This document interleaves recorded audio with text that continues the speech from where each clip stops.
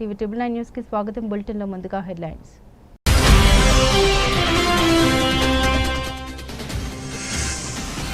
America మరో కీలక నిర్ణయం. విద్యార్థుల వీసా ఇంటర్వ్యూ నిలిపివేస్తూ ఉత్తర్వులు జారీ.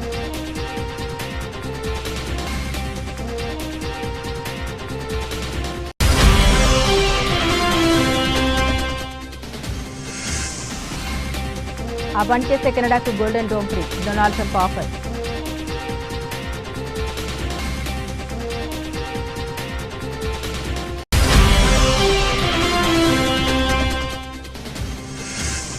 గుడ్ న్యూస్ చెప్పిన ఫిలిప్పీన్స్. భారతీయులకు వీసా ఫ్రీ ఎంట్రీ.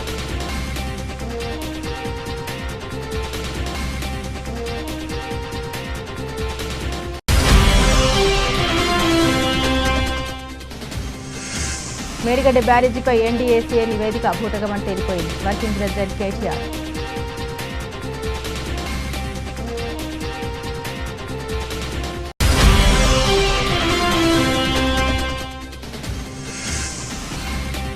విద్యార్థుల టాయిలెట్స్ కడగాలి అంట. కాంగ్రెస్ పాలనలో గురుకులాల పరిస్థితి. ఎమ్మెల్సీ కవిత.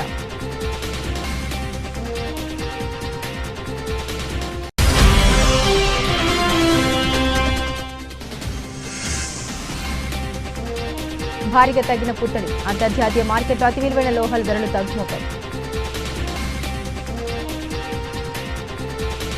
అమెరికాలో డొనాల్డ్ ట్రంప్ సర్కార్ మరో కీలక నిర్ణయం తీసుకుంది. ప్రపంచవ్యాప్తంగా విద్యార్థుల వీసా ఇంటర్వ్యూలు తాత్కాలికంగా నిలిపివేసింది. ఈ మేరకు వివిధ దేశాల్లోని యుఎస్ ఎంబసీలకు ట్రంప్ సర్కార్ ఉత్తర్వులు జారీ చేసింది. తదుపరి ఆదేశాలు జారీ చేసే వరకు దౌత్య విభాగాలు అదనంగా ఇటువంటి వీసా అపాయింట్మెంట్లను అనుమతించవద్దని అమెరికా విదేశాంగ మంత్రి మార్కో రూబియో ప్రపంచవ్యాప్తంగా ఉన్న అమెరికా ఎంబసీలను ఆదేశించారు. ఇప్పటికే బుక్ చేసుకున్న ఇంటర్వ్యూలు ప్రణాళిక ప్రకారం కొనసాగుతాయని వెల్లడించారు. ఈ ఉత్తర్వులు తక్షణం అమల్లోకి వస్తాయని తెలిపారు. అభ్యర్థుల సోషల్ మీడియా ఖాతాల పరిశీలనకు సన్నాహాలు జరుగుతున్నాయని పేర్కొన్నారు. విద్యార్థుల వీసాలకు సైతం నిబంధన మరింత కఠినతరం చేసే దిశగా ట్రంప్ యంత్రాంగం సిద్ధమవుతుంది. విదేశీ విద్యార్థుల సోషల్ మీడియా ఖాతాలపై ప్రత్యేకంగా దృష్టి పెట్టింది. విద్యార్థి వీసా కోసం దరఖాస్తు చేసుకున్న అభ్యర్థులు అందించిన వివరాలతో వారి సోషల్ మీడియా అకౌంట్లలో అమెరికా వ్యతిరేక భావజాలం తాలూకు వివరాలను అమెరికా ఇమిగ్రేషన్ విభాగ నిపుణులు విశ్లేషించనున్నారు. దరఖాస్తుదారుల సోషల్ మీడియా ఖాతాల పాత పోస్టులు వ్యాఖ్యానాలను అధికారులు నిశ్చితంగా గమనించనున్నారు. భవిష్యత్తులో తమ గగనతలంలోకి ఏ క్షిపణి ప్రవేశించకుండా, ఏ అణ్వాయుధం సమీపించకుండా గోల్డెన్ డోమ్ అనే అత్యంత ఆధునిక రక్షణ వ్యవస్థను నిర్మించేందుకు అగ్రరాజ్యం అమెరికా సిద్ధమైంది. ఈ ప్రాజెక్టులో చేరేందుకు పొరుగు దేశమైన కెనడా కూడా ఆసక్తి కనబరిచింది. దాంతో అమెరికా అధ్యక్షుడు డొనాల్డ్ ట్రంప్ మళ్లీ వీలైన డిమాండ్ లేవనెత్తారు. కెనడా తమ దేశంలో 51 రాష్ట్రంగా చేరితే గోల్డెన్ డోమ్ను ఉచితంగా పొందవచ్చని ఆఫర్ చేశారు. లేదంటే $61 బిలియన్ చెల్లించాల్సి ఉంటుందని తెలిపారు. అద్భుతమైన గోల్డెన్ డోమ్ వ్యవస్థలో కెనడా భాగం కావాలని తాను కోరుకుంటున్నామని, ఇదే విషయాన్ని ఆ దేశానికి చెప్పమని తెలిపారు. కానీ విడిగా ఉంటూ ఈ వ్యవస్థలో చేరాలంటే కెనడాకు $61 బిలియన్ మేర ఖర్చు అవుతుందని తెలిపారు. అది అమెరికాలో 51 రాష్ట్రంగా చేరితే $1 కూడా చెల్లించాల్సిన అవసరం లేదని ట్రంప్ అన్నారు. ఈ ఆఫర్ను కెనడా పరిగణలోకి తీసుకుంటుందని అనుకుంటున్నామని తన ట్రూత్ సోషల్ను ట్రంప్ రాసుకొచ్చారు. అయితే అమెరికా అధ్యక్షుడి వ్యాఖ్యలపై కెనడా నుండి ఇంకా స్పందన రాలేదు. ఇజ్రాయెల్ ఐరన్ డోమ్ తరహాలో అమెరికా కోసం గోల్డెన్ డోమ్ క్షిపణి రక్షణ వ్యవస్థను ఏర్పాటు చేయనున్నట్లు ట్రంప్ ఇటీవల ప్రకటించారు. ఈ వ్యవస్థ నిర్మాణానికి $175 బిలియన్ ఖర్చు అవుతుందని పేర్కొన్నారు. దీంతో అమెరికా ఇక అంతరిక్షంలోనూ ఆయుధాలను మోహరించనుందని తెలిపారు. 2029 చివరి నాటికి నూతన రక్షణ వ్యవస్థను అందుబాటులోకి తెస్తామని వెల్లడించారు. అమెరికా గోల్డెన్ డోమ్ ప్రకటన తర్వాత కెనడా ప్రధాని మార్క్ కార్నీ స్పందించారు. తాము కూడా ఈ వ్యవస్థలో చేరేందుకు సిద్ధమేనని అన్నారు. అందుకోసం అగ్రరాజ్యంతో ఉన్నత స్థాయి చర్చలు జరుపుతామని తెలిపారు. ఈ క్రమంలో ట్రంప్ తాజాగా పోస్టు పెట్టారు. కాగా అమెరికా అధ్యక్ష ఎన్నికల నాటి నుండే ట్రంప్ కెనడా 51 రాష్ట్రంగా అమెరికాలో చేరాలని డిమాండ్ చేస్తున్నారు. దీన్ని కెనడా సర్కార్ ఖండిస్తూ వస్తుంది. తమ దేశం అమ్మకానికి లేదంటూ గట్టిగా చెప్పింది. ఆ క్రమంలోనే అధికారంలోకి వచ్చిన తర్వాత కెనడాపై ట్రంప్ సుంకాలతో విరుచుకుపడ్డారు. ప్రతిగా కెనడా కూడా టారిఫ్లు విధించింది. స్వదేశంలో తిరగడానికైతే ఏ ఆటంకాలు ఉండవు. అదే విదేశాలు చుట్టేయాలంటే మాత్రం భారత పాస్పోర్ట్తో పాటు సంబంధిత దేశాల వీసా ఉండాల్సిందే. ఇందుకెన్నో దరఖాస్తుల ఆధారాలు సమర్పించాల్సి ఉంటుంది. అందుకే చాలామంది విదేశాలకు వెళ్లాలంటే జంకుతారు. ఆ కోరిక ఉన్న తతంగాలన్నీ పూర్తి చేయలేక వెనక్కి తగ్గుతుంటారు. అయితే వీసాతో పని లేకుండా స్వేచ్ఛగా మన దేశానికి రండని కొన్ని దేశాలు ఆహ్వానం పలుకుతున్నాయి. ఇండియాకు పొరుగున ఉన్న నేపాల్, భూటాన్, శ్రీలంక, మాల్దీవులకు వెళ్లేందుకు వీసాతో పని లేదు. భారతీయులకు ప్రత్యేకంగా ఈ దేశాలు నిబంధనలు ఏమీ ఉండవు. కొన్ని దేశాలు వీసాకు సంబంధించిన కొన్ని నిబంధనల్లో తాత్కాలిక వెసులుబాటును కల్పించాయి. మరికొన్ని దేశాలు గడువులు విధిస్తున్నాయి. ఈ నేపథ్యంలో తాజాగా భారతీయ పర్యాటకులకు ఆగ్నేయ ఆసియా దేశం ఫిలిప్పీన్స్ శుభవార్త చెప్పింది. వీసా లేకుండానే తమ దేశంలోకి భారతీయులు ప్రవేశించవచ్చని తెలిపింది. ఇందుకోసం 2 రకాల స్వల్పకాలిక వీసా రహిత ప్రవేశ సౌకర్యాలు కల్పిస్తుంది. అయితే వీటికి వేర్వేరు అర్హత ప్రమాణాలు ఉన్నాయి. ఈ కేటగిరీ కింద భారతీయ పౌరులు కేవలం పర్యాటక ప్రయోజనాల కోసం ఎటువంటి వీసా లేకుండా ఫిలిప్పీన్స్లో 14 రోజుల వరకు బస చేయవచ్చు. అయితే ఈ వీసా రహిత ప్రవేశాన్ని పొడిగించుకోవడానికి వీలుండదు. అంతేకాదు దీన్ని వేరే రకం వీసాగా మార్చుకోవడానికి కూడా అవకాశం ఉండదు. ప్రయాణ ఉద్దేశం పూర్తిగా పర్యాటకానికి మాత్రమే పరిమితమై ఉండాలి. ప్రయాణ సమయానికి పాస్పోర్ట్ కనీసం 6 నెలలు చెల్లుబాటు అయ్యేలా ఉండాలి. హోటల్ బుకింగ్ లేదా వసతి నిర్ధారణ పత్రాలు ఉండాలి. పర్యటన ఖర్చులు భరించగలిగే సామర్థ్యం ఉందని కొన్ని రోజులు చూపించాల్సి ఉంటుంది. బ్యాంక్ స్టేట్మెంట్లు, ఉద్యోగ ధృవీకరణ పత్రాలు వంటివి రిటర్న్ లేదా తదుపరి ప్రయాణ టికెట్ ఉండాలి. గతంలో ఫిలిప్పీన్స్ ఇమిగ్రేషన్ రికార్డులో ఎటువంటి ప్రతికూల చరిత్ర ఉండకూడదు. 2 రోజుల విధానం ద్వారా అక్కడికి వెళ్లే భారతీయులు 30 రోజుల పాటు వీసా లేకుండా ఫిలిప్పీన్స్లో ఉండే అవకాశం పొందుతారు. అయితే ఇది కేవలం Australia, Japan, America, Canada, Singapore, UK వంటి కొన్ని ప్రధాన దేశాల వీసా లేదా శాశ్వత నివాస అనుమతులు కలిగి ఉన్న భారతీయ పౌరులకు మాత్రమే వర్తిస్తుంది. ఈ వీసా విధానం ప్రకారం దరఖాస్తుదారులు ఈ visa.gov.in వెబ్సైట్లో రిజిస్టర్ అవ్వాల్సి ఉంటుంది. మేడిగడ్డ బ్యారేజీపై ఎన్డీఏసీ ఇచ్చిన నివేదిక అంతా బూటకమని ఇప్పటిదాకా బీఆర్ఎస్ చెబుతున్న మాట అక్షరాలు నిజమని తెలిపోయింది అని ఆ పార్టీ వర్కింగ్ ప్రెసిడెంట్ కేటీఆర్ అన్నారు. కనీస పరీక్షలు నిర్వహించకుండా ఎన్డీఏసీ తుది రిపోర్ట్ ఎలా ఇస్తుందని ప్రపంచ ప్రఖ్యాత నిర్మాణ సంస్థ ఎల్ఎన్టీ సూటిగా ప్రశ్నించడంతో ఈ నివేదిక తప్పుల తడుక అని రుజువైపోయిందని కేటీఆర్ పేర్కొన్నారు. క్షేత్రస్థాయిలో కనీస పరీక్షలు చేయకుండానే ఎన్డీఏసీ ఇచ్చిన నివేదికను ఎల్ఎన్టీ పూర్తిగా తిరస్కరించడం రాష్ట్రంలోని కాంగ్రెస్ సర్కారుకు, కేంద్రంలోని బీజేపీ ప్రభుత్వానికి పూర్తిగా చెంపపెట్టలాంటిదే. నాడు అసెంబ్లీ ఎన్నికల వేల గంటల వ్యవధిలో ఇచ్చిన ప్రాథమిక నివేదికను మొదలుకొని ఏడాదిన్నర దాకా సాగదీసి ఇటీవల ఇచ్చిన తుది నివేదిక వరకు రెండింటిలోనూ అడుగడుగున వ్యత్యాసాలు పొంతనలేని అంశాలుండటం రిపోర్టు దొల్లతనాన్ని బయటపెట్టింది. ఇలాంటి పనికిరాని రిపోర్టును పట్టుకుని ఎన్డీఏసీ నివేదికను తమకు ప్రామాణికమని ముఖ్యమంత్రి రేవంత్ రాష్ట్ర ప్రభుత్వం చెప్పడం వారి అసమర్థతకు, చేతకంతనానికి, దివాలాకోరు విధానాలకు నిదర్శనమని కేటీఆర్ పేర్కొన్నారు. కేసీఆర్ పేరొస్తుందని రాజకీయ కక్షతో ప్రపంచంలోనే అతిపెద్ద లిఫ్ట్ ఇరిగేషన్ ప్రాజెక్టు అయిన కాళేశ్వరాన్ని పక్కన పెట్టి సీఎం రేవంత్ క్షమించరాని పాపం చేశారు. ఇప్పటికే ముఖ్యమంత్రి నిర్వాహకం వల్ల ఏడాదిన్నరగా రాష్ట్రంలోని లక్షలాది ఎకరాల పంటలు వెండగొట్టి 500 మందికి పైగా అన్నదాతల ఆత్మహత్యలకు కారణమయ్యారన్నారు. పోలవరం ప్రాజెక్టులో డయాఫ్రామ్ వాల్ కొట్టుకుపోయినా శరవేగంగా పునరుద్ధరించిన సంగతి మర్చిపోయి మేడిగడ్డ విషయంలో మాత్రం 18 నెలలుగా మొత్తం ప్రాజెక్టునే కోల్డ్ స్టోరేజ్లోకి నెట్టడం అత్యంత దుర్మార్గమని కేటీఆర్ మండిపడ్డారు. నాడు అసెంబ్లీ ఎన్నికల వేళ బీఆర్ఎస్పై బురద జల్లేందుకు కుట్ర చేసిన కాంగ్రెస్, బీజేపీ ఇటీవల బీఆర్ఎస్కు రజతోత్సవ సభను దెబ్బతీయాలనే కుతంత్రాలతోనే తుది నివేదిక పేరిట నయ డ్రామాకు తెరతీశారన్నారు. ప్రాజెక్టు ప్రణాళిక నుంచి నిర్మాణ నాణ్యత వరకు అడుగుడున ఎక్కడ రాజీ పడకుండా కట్టిన ప్రాజెక్టుపై బురద జల్లడం మానికనైనా ఎలాంటి అభ్యంతరాలకు ప్రభుత్వం ఎన్డీఏసీ సమాధానం చెప్పాలన్నారు. లేకపోతే అన్నదాతల ఆగ్రహానికి ముఖ్యమంత్రితో పాటు కాంగ్రెస్, బీజేపీల కుట్ర రాజకీయాలకు తెలంగాణ రైతులు తగిన గురపాఠం చెప్పడం ఖాయమని కేటీఆర్ అన్నారు. జై కిసాన్, జై కాళేశ్వరం, జై తెలంగాణ అని కేటీఆర్ నినదించారు.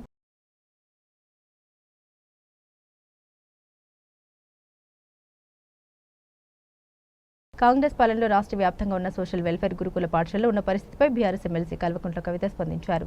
స్వీపింగ్ శానిటేషన్ కోసం ఒక్కో గురుకుల పాఠశాలకు ప్రతి నెల బీఆర్ఎస్ ప్రభుత్వం 40,000 కేటాయిస్తే 4 తాత్కాలిక ఉద్యోగులు పనిచేసేవారని కవిత గుర్తు చేశారు. వీరి టాయిలెట్లు, తరగతి గదులు శుభ్రం చేసేవారు. గత సంవత్సరం ఆగస్టు నెల నుండి ఈ పద్ధతి కాంగ్రెస్ ప్రభుత్వం తొలగించినందున పిల్లల టాయిలెట్లు, గదులు మాత్రమే కాకుండా పాఠశాల హాస్టల్ ఆవరణంలోని బయట పనులు అన్ని కూడా విద్యార్థులే రెగ్యులర్గా చేసుకోవాలని చెప్పారని కవిత పేర్కొన్నారు.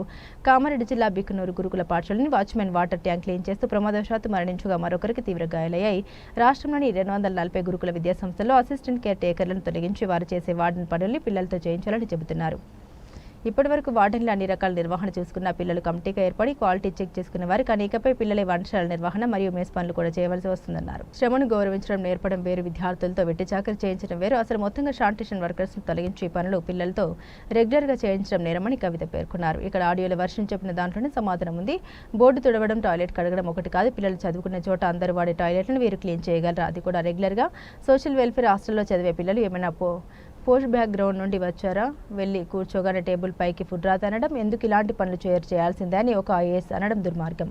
ఈ వివక్షల నుండి తప్పించడానికే కదా ఈ పిల్లలకు సాంఘిక సంక్షేమ హాస్టల్స్ ఏర్పాటు చేయించి చదివించేది. ఇది డిగ్నిటీ ఆఫ్ లేబర్ నేర్పడం కాదు, కుల వివక్ష, శ్రమ దోపిడీ మాత్రమే అని కవిత అన్నారు. కాళేశ్వరం ప్రాజెక్టులో మేడిగడ్డ బ్యారేజ్ కుంగిపోయిన ఘటనపై జరుగుతున్న విచారణలో కీలక పరిణామం చోటు చేసుకుంది. ఈ వ్యవహారంపై జస్టిస్ పీసీ ఘోష్ కమిషన్ ఎదుట హాజరు కావాలని మాజీ ముఖ్యమంత్రి కేసీఆర్ నిర్ణయించుకున్నారు.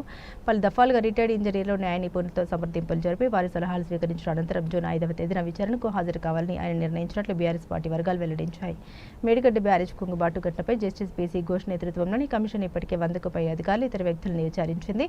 వారిలో చాలా మంది అప్పటి ప్రభుత్వ పెద్దల ఆదేశాల ప్రకారమే తాము నడుచుకున్నామని కమిషనర్కు తెలియజేసినట్టు సమాచారం. ఈ క్రమంలోనే మాజీ ముఖ్యమంత్రి కేసీఆర్తో పాటు మాజీ మంత్రులు హరీష్ రావు, ఈటెల రాజేందర్లకు కమిషన్ ఇటీవల నోటీసులు జారీ చేసి వ్యక్తిగతంగా విచారణకు హాజరు కావాలని ఆదేశించింది. హరీష్ రావు, ఈటెల రాజేందర్ విచారణకు హాజరవుతారని ఇప్పటికే స్పష్టం చేయగా కేసీఆర్ నిర్ణయంపై ఉత్కంఠ నెలకొంది. గతంలో విద్యుత్ అవకతవకలపై నియమించిన కమిషన్ నోటీసులు ఇచ్చినప్పుడు కేసీఆర్ న్యాయస్థానాలు ఆశ్రయించి సుప్రీంకోర్టు నుంచి ఊరట పొంది విచారణకు హాజరు కాని నేపథ్యంలో కాళేశ్వరం కమిషన్ విషయంలో ఆయన వైఖరిపై సందిగ్ధత ఏర్పడింది. అయితే ఈసారి విచారణకు హాజరు కావాలని కేసీఆర్ నిర్ణయించుకున్నట్లు తెలుస్తోంది. దేశంలోని ఇతర ప్రాజెక్టుల నిర్మాణంలో ఉన్న వాటికి సంబంధించిన వివరాలను కూడా ఆయన సేకరించిన సమాచారం. కాగా మాజీ మంత్రి హరీష్ రావు జూన్ 9న కమిషన్ విచారణకు హాజరు కానున్నట్లు ఇప్పటికే ప్రకటించారు. తెలంగాణ రాష్ట్రంలోని రుద్రవరం గ్రామం పరిధిలోని జిల్లా పరిషత్ ఉన్నత పాఠశాల, మండల పరిషత్ ప్రాథమిక పాఠశాలను 16 కోట్ల రూపాయల సీఎస్ఆర్ నిధులతో ఆదర్శ పాఠశాలగా తీర్చిదిద్దబోతున్నట్లు పట్టంచెరు శాసనసభ్యులు గూడెం మహిపాల్ రెడ్డి తెలిపారు. బుధవారం పట్టంచెరు మండలం పరిధిలోని రుద్రవరం గ్రామ పరిధిలో గల జిల్లా పరిషత్ ఉన్నత పాఠశాలను స్థానిక మాజీ ప్రజాప్రతినిధులు, వివిధ శాఖల అధికారులు, ఎంవైకే లాటిక్రెట్ సంస్థ ప్రతినిధులతో కలిసి పరిశీలించారు. ఈ సందర్భంగా పాఠశాల నిర్మాణ ప్లాన్, మౌలిక వసతుల కల్పనపై చర్చించారు. ఈ సందర్భంగా ఆయన మాట్లాడారు. రుద్రవరం గ్రామ పరిధిలోని జిల్లా పరిషత్ ఉన్నత పాఠశాల, మండల పరిషత్ ప్రాథమిక పాఠశాల, అంగన్వాడీ పాఠశాల భవనాలను ఆధునిక సాంకేతికతతో నిర్మించబోతున్నట్టు తెలిపారు. ఎంవైకే లాట్రికెట్ పరిశ్రమ సహకారంతో 16 కోట్ల అంచనా వ్యయంతో ప్రముఖ ఆర్కిటెక్చర్ సంస్థ కృతిక ద్వారా ఆధునిక వసతులతో నిర్మించనున్నట్టు తెలిపారు. జిల్లా పరిషత్ ఉన్నత పాఠశాలను 3 ఎకరాల 34 గుంటల స్థలంలో 43,378 చదరపు అడుగుల విస్తీర్ణంతో 15వ తరగతి గదులు, మండల పరిషత్ పాఠశాలను 1 ఎకరా 23 గుంటల స్థలంలో 26,586 చదరపు అడుగుల విస్తీర్ణంలో 10వ తరగతి గదులు నిర్మించబోతున్నట్టు తెలిపారు. వీటితో పాటు ఫుట్బాల్, బ్యాడ్మింటన్, కబడ్డీ కోర్టు నిర్మించబోతున్నట్టు తెలిపారు.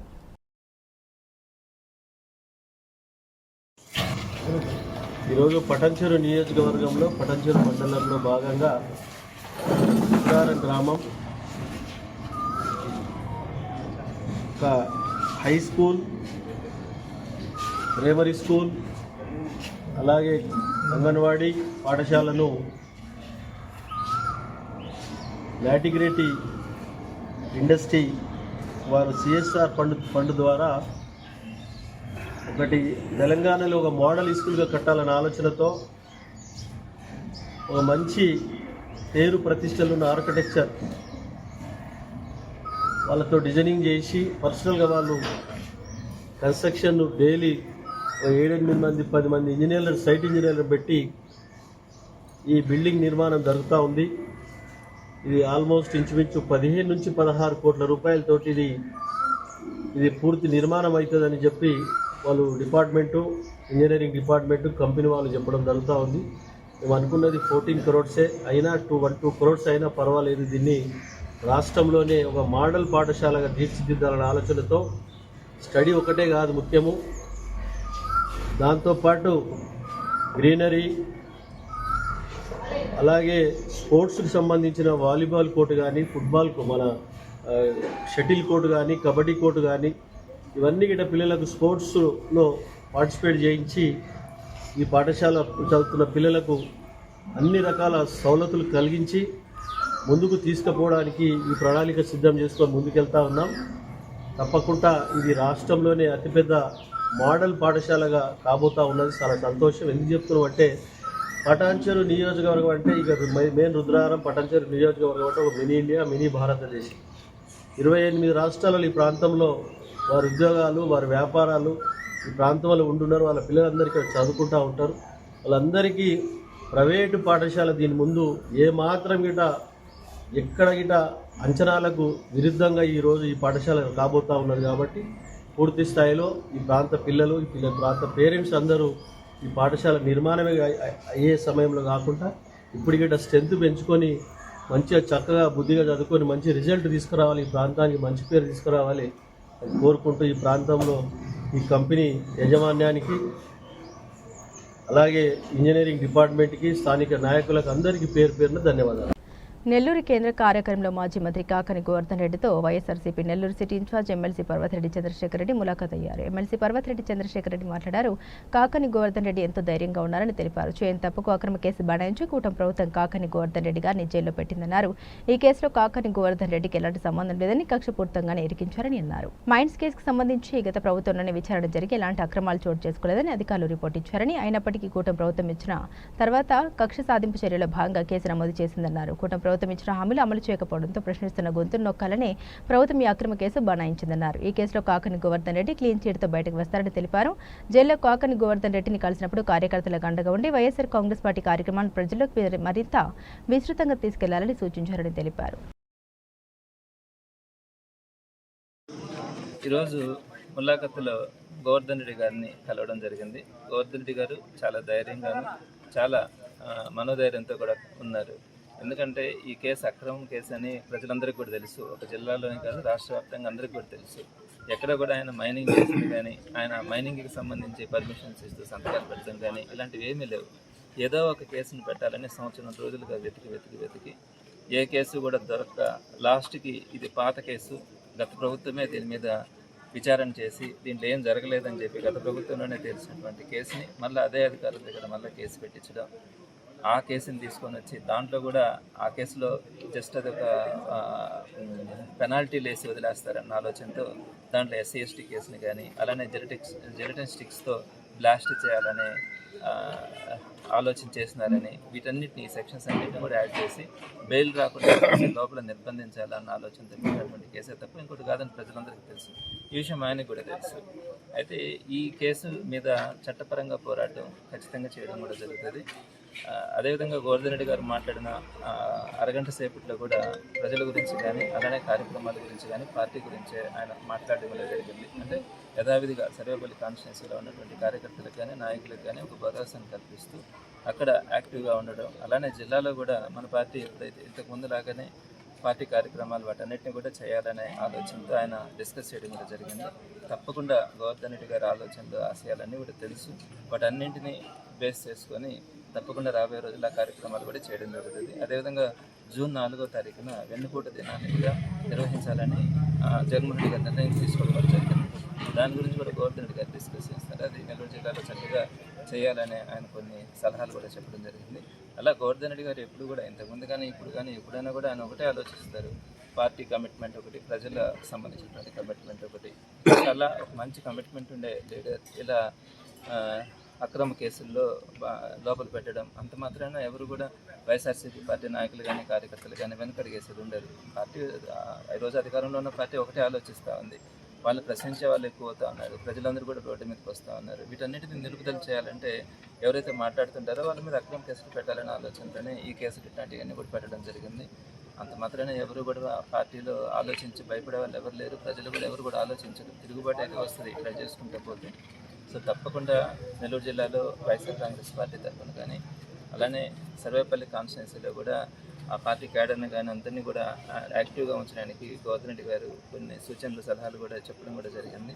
తప్పకుండా వాటన్నింటినీ ప్లేస్ చేసుకొని రాబోయే రోజుల్లో వైఎస్ఆర్ కాంగ్రెస్ పార్టీ కార్యక్రమాలు అన్నింటినీ కూడా చక్కగా నిర్వహించేందుకు నెల్లూరు జిల్లాలో ప్రయత్నించుకుంటుంది. తాళం వేసి ఉన్న ఇళ్లను టార్గెట్ చేస్తూ దొంగతనాలకు పాల్పడుతున్న అంతర్రాష్ట్ర దొంగలను అరెస్టు చేసినట్లు వరంగల్ ఏసీపీ నందిరామ్ నాయక్ తెలిపారు. వరంగల్ మట్టెవాడ పోలీస్ స్టేషన్లో ఏర్పాటు చేసిన మీడియా సమావేశంలో నిందితుల వివరాలు వెల్లడిస్తే నెల 11వ తేదీన వరంగల్ నగరంలోని బ్యాంక్ కాలనీలో తాళం వేసి ఉన్న ఇంట్లో చోరీ జరిగిన కేసును ఛేదించినట్లు దొంగతనాలకు పాల్పడింది అంతర్రాష్ట్ర దొంగలని వరంగల్ ఏసీపీ నందిరామ్ నాయక్ పేర్కొన్నారు. వరంగల్ రైల్వే స్టేషన్ పరిసర ప్రాంతాల్లో అనుమానాస్పదంగా తిరుగుతున్న ఇద్దరు వ్యక్తులను అదుపులోకి తీసుకుని విచారించగా నేరస్తులు మహారాష్ట్ర, మధ్యప్రదేశ్ జిల్లాలకు చెందిన వెంకటి రామ్ గోద్మారే, షిరాలి సయ్యద్ మోతీ రహీంగా గుర్తించామని వారి వద్ద నుండి 8 లక్షలు విలువ చేసే 9 తులాల బంగారం, 1000 రూపాయల నగదు స్వాధీనం చేసుకుని రిమాండ్కు తరలించినట్లు వరంగల్ ఏసీపీ నందిరామ్ నాయక్ తెలిపారు.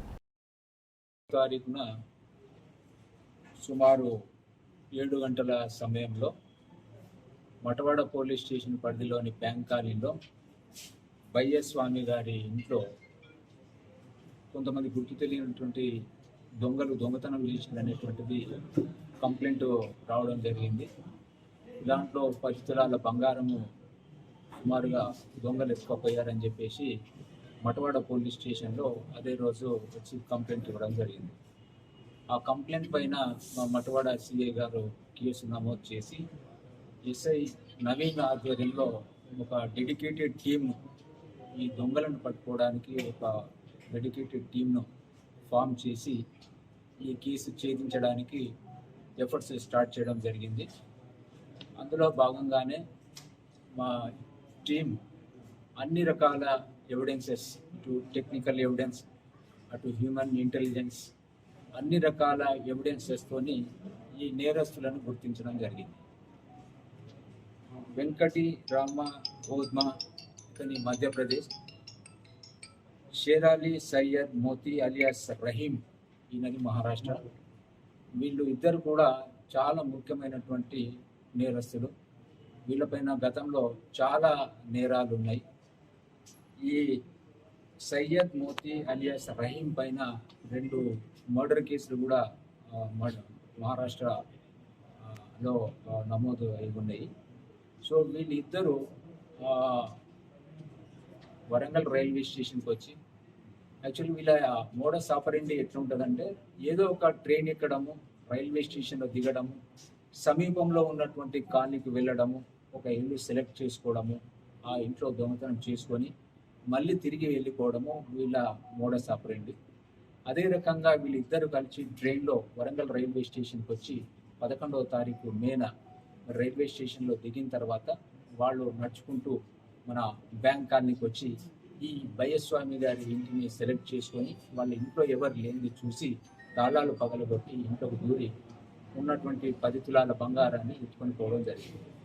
సో దానిపైన మా inspector and Naveen SI team work out చేసి వీళ్ళను ఇద్దరిని కూడా గుర్తించడం జరిగింది. వీళ్ళను చాలా ఎఫర్ట్స్తోని మరి వీళ్ళ ఇద్దరిని ఈరోజు అరెస్ట్ చేయడం జరిగింది.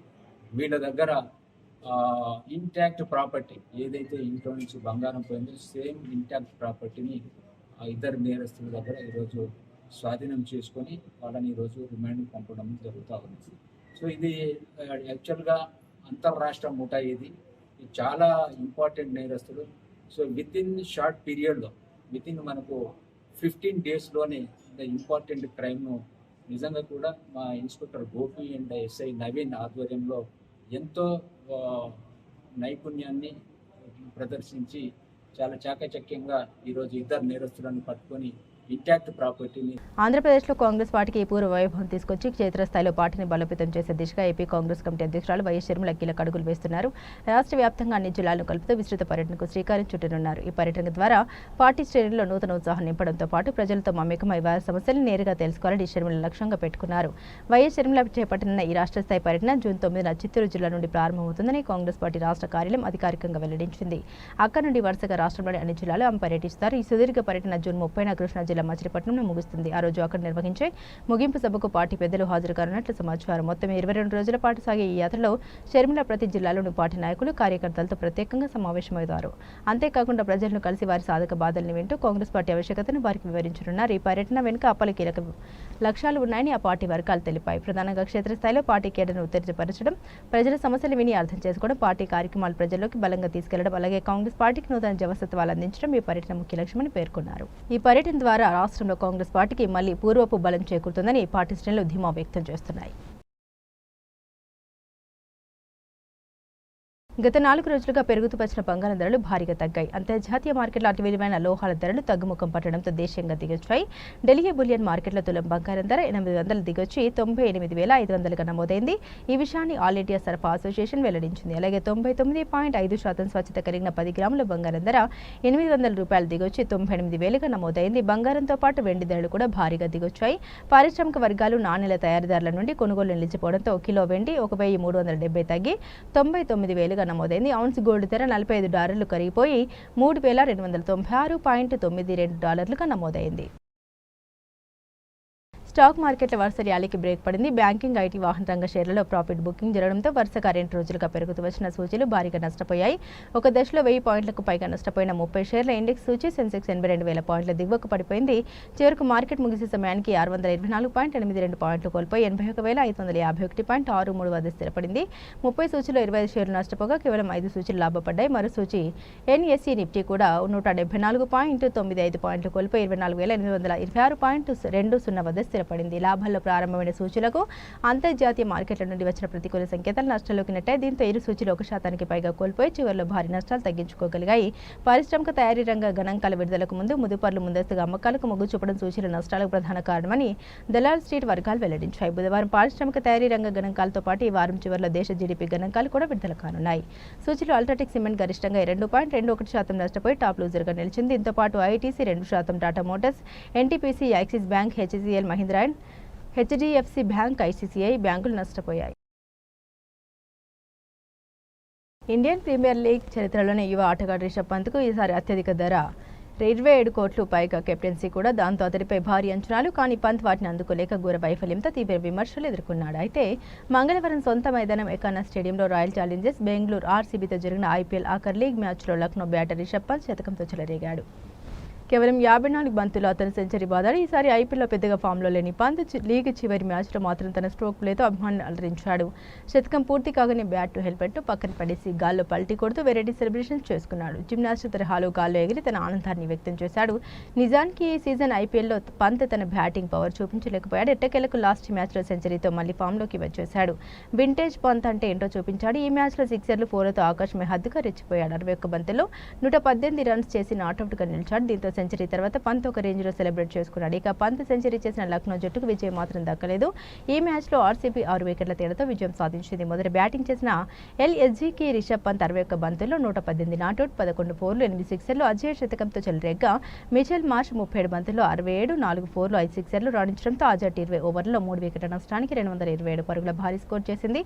ఈ భారీ లక్ష్య ఛేదంతో బరిలోకి దిగిన ఆర్సీబీ మరో 8 బంతులు మిగిలి ఉండగానే టార్గెట్ అందుకుంది. ఆఖరిలో జితేష్ శర్మ మేరకు బ్యాటింగ్ బెంగళూరుకు సూపర్ విక్టరీని అందించింది. జితేష్ 33 బంతుల్లోనే ఏకంగా 85 రన్స్ చేసి నాట్అవుట్గా నిలిచాడు. ఈ విజయంతో పాయింట్ల పట్టికలో 2వ స్థానానికి దూసుకెళ్లిన బెంగళూరు క్వాలిఫైయర్ 1లో ఈ నెల 29న పంజాబ్ కింగ్స్తో తలపడనుంది. ఇందులో గెలిచిన జట్టు నేరుగా ఫైనల్కు వెళ్తుంది.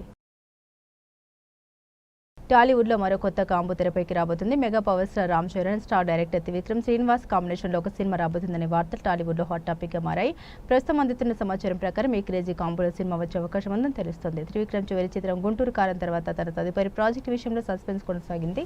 మొదట అల్లు అర్జున్ సినిమాతో చేయాలనుకున్నప్పటికీ బన్నీ ప్రస్తుతం అట్లీ దర్శకత్వంలో సినిమాతో బిజీగా ఉండడంతో త్రివిక్రమ్ ప్రాజెక్టు వాయిదా పడింది. ఈ గ్యాప్లో త్రివిక్రమ్ విక్టరీ వెంకటేష్తో ఒక కామెడీ ఎంటర్టైనర్ని తెరకెక్కించేందుకు సిద్ధమవుతున్నారని కూడా వార్తలు వచ్చాయి. ఇదిలా ఉంటే తాజాగా సమాచారం ప్రకారం జనసేన అధినేత పవన్ కళ్యాణ్ సూచన మేరకు త్రివిక్రమ్ రామ్ చరణ్ కోసం ఒక కథను సిద్ధం చేశారని తెలుస్తోంది.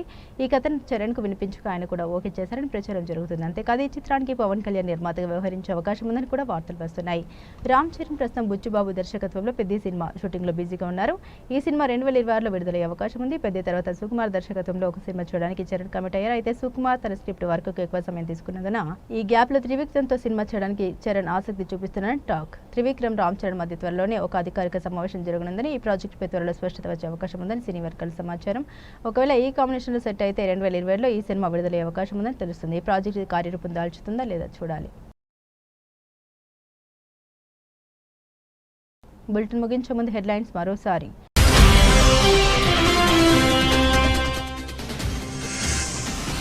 అమెరికా మరో కీలక నిర్ణయం, విద్యార్థుల వీసా ఇంటర్వ్యూ నిలిపివేస్తూ ఉత్తర్వులు జారీ.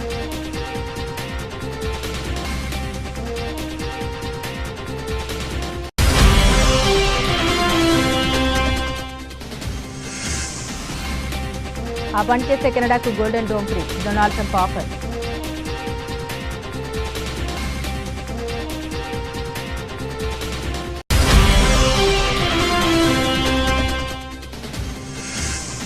గుడ్ న్యూస్ చెప్పిన ఫిలిప్పీన్స్, భారతీయులకు వీసా ఫ్రీ ఎంట్రీ.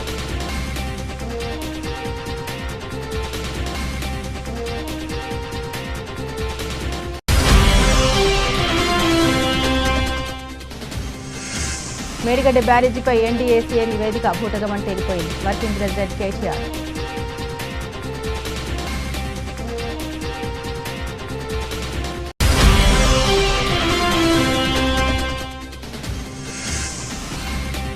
విద్యార్థుల టాయిలెట్స్ కడగాలి అంట, కాంగ్రెస్ పాలనలో గురుకులాల పరిస్థితి, ఎమ్మెల్సీ కవిత.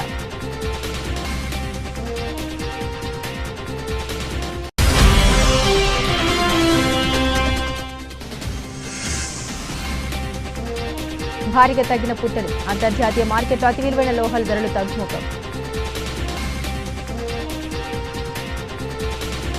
ఇవి బులెటిన్లోని విశేషాలు. తిరిగి మరో బులెటిన్తో మళ్ళీ కలుసుకుందాం. అంతవరకు సెలవు. నమస్కారం.